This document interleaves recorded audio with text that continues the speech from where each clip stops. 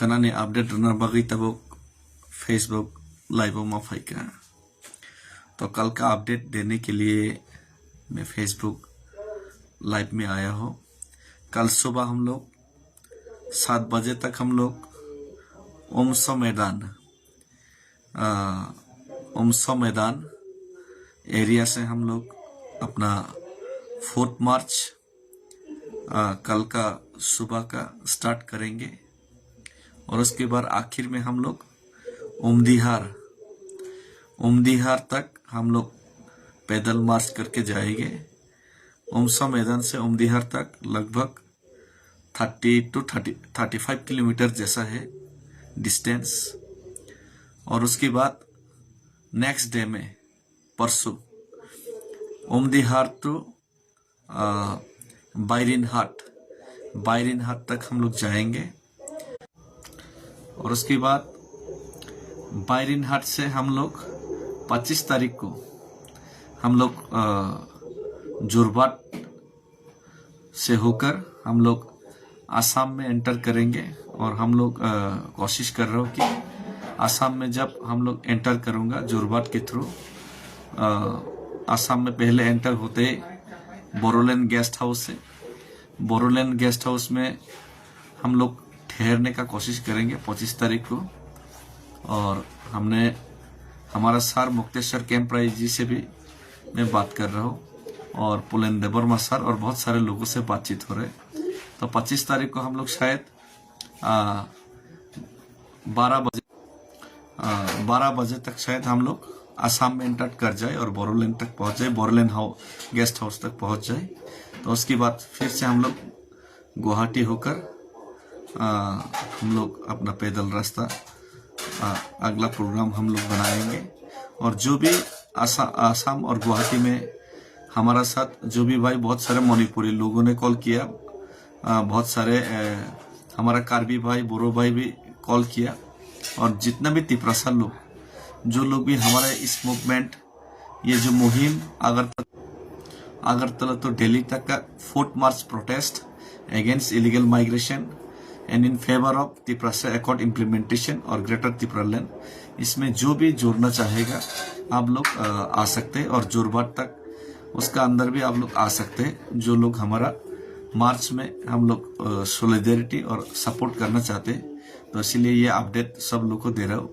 और दूसरी बात, सब लोग आप लोग सोचिए, आज हमारा 2 विधायक, एक एमएलए रंजीत देबर्मा सर जी और हमारा जानकारी का मुताबिक एमएलए रंजीत देबर्मा सर जी और एमएलए फिलिप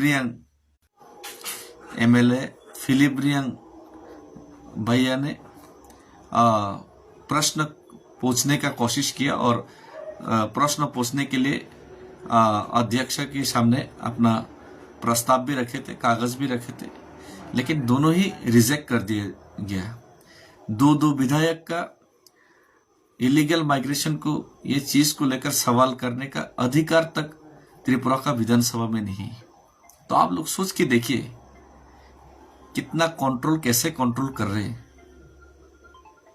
तो ये सब चीज हम लोग को ध्यान में रखना पड़ेगा कि कितना हम लोगों को दबा के रखने का कोशिश किया जा रहा है।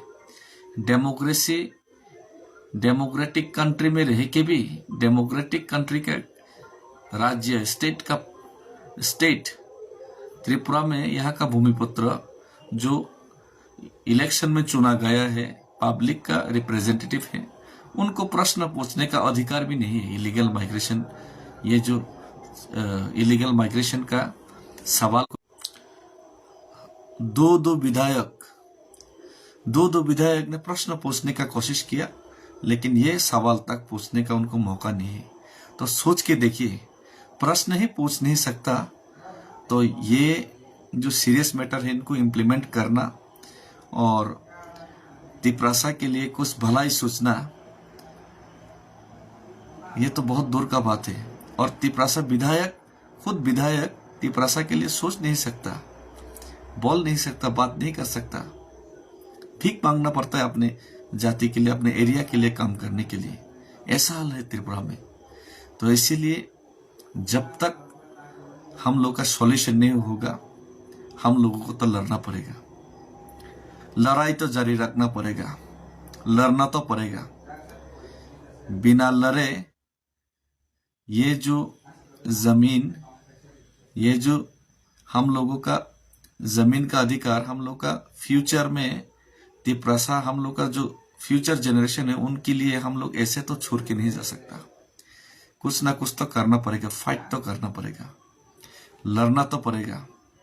जहां अपना अधिकार, अपना हक का बात करना भी गुनाह है, वहां ऐसा गुनाह मैं तो बार बार करूंगा।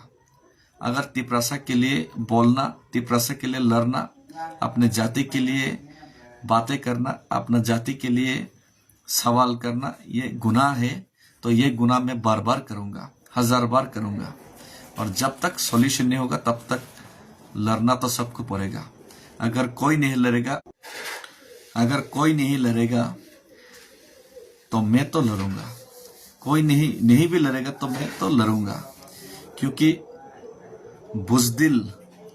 बुजदिल और दरपुक लोग गीदड़ का मौत मरता है, और जो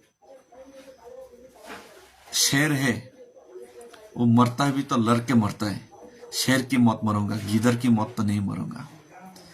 तो इसीलिए सबको फिर से धन्यवाद, और भारत माता की जय मैं बार बार कहूंगा, क्योंकि भारत माता का मैं भी संतान हूं, और भारत माता का संतान होने के नाते हक तो बनता है हम लोगों को भी आज़ादी मिलने का। एक भारतीय होने का नाते भारतीयता